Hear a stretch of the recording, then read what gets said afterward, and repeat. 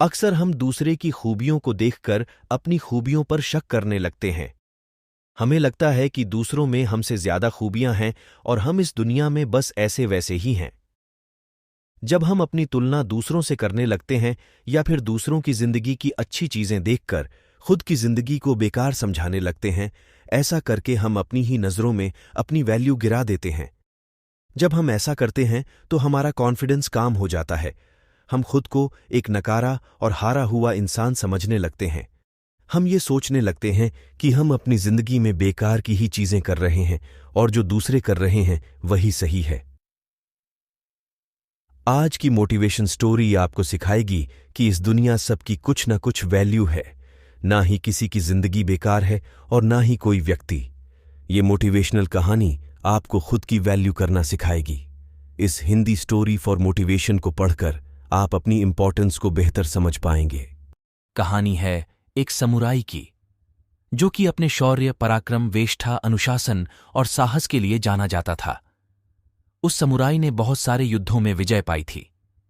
एक दिन उस समुराई की मुलाकात एक सन्यासी से हुई। वो सन्यासी उस समय ध्यान में बैठे थे।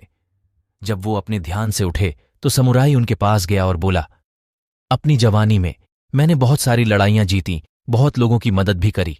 जब भी मुझसे हो सका मैंने लोगों को के लिए कुछ ना कुछ अच्छा ही किया। लेकिन अब जब मेरी उम्र हो चुकी है तो मुझे अपने अंदर बहुत सी कमियां नजर आती हैं। मैं खुद को छोटा समझने लगा हूं। मैं जब दूसरे लोगों को देखता हूं तो लगता है कि इनके सामने मैं कुछ हूं ही नहीं और मैंने अब तक जो किया उसकी कोई वैल्यू ही नहीं है। दूसरों को देखकर मुझे लगता है कि मेरी खुद की कोई वैल्यू ही नहीं है। समुराई की बात सुनकर वो सन्यासी बोले, तुम थोड़ा देर इंतजार करो, मुझसे मिलने और भी कई लोग आए हैं। मैं पहले उनकी समस्या सुन लेता हूं, उसके बाद तुम्हें तुम्हारी समस्या का समाधान देता हूं। ऐसा कहकर वो चले गए। समुराई उनका इंतजार करता रहा और इंतजार करते करते दिन से रात हो गई। धीरे धीरे सब लोग भी चले गए। समुराई सन्यासी के पास गया और बोला, क्या अब आपके पास मेरे लिए समय है? सन्यासी बोले, तुम मेरे साथ चलो, मैं तुम्हें कुछ दिखाता हूं। रात के अंधेरे में चांद की रोशनी में बाहर का माहौल एकदम शांत था। सब कुछ बड़ा मोहक लग रहा था। आसमान की तरफ इशारा करते हुए सन्यासी ने समुराई से कहा, तुम चांद को देख रहे हो, वो कितना खूबसूरत है।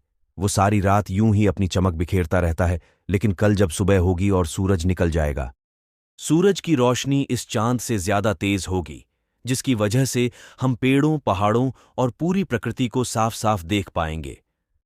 मेरा मानना है कि हमें इस चांद की जरूरत ही नहीं है, उसका अस्तित्व ही बेकार है।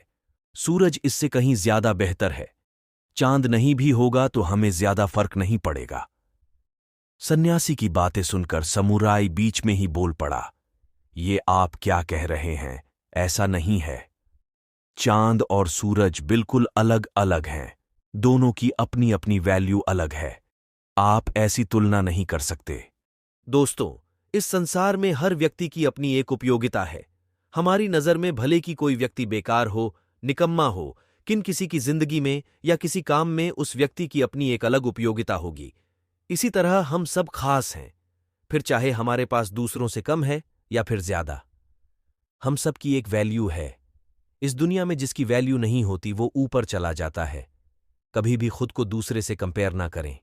आप जैसे भी हैं बेहतर हैं, और अगर आप खुद को कमी नजर आती है तो उसे सुधारें, लेकिन दूसरों की खूबियों को देखकर अपनी वैल्यू कम ना करें।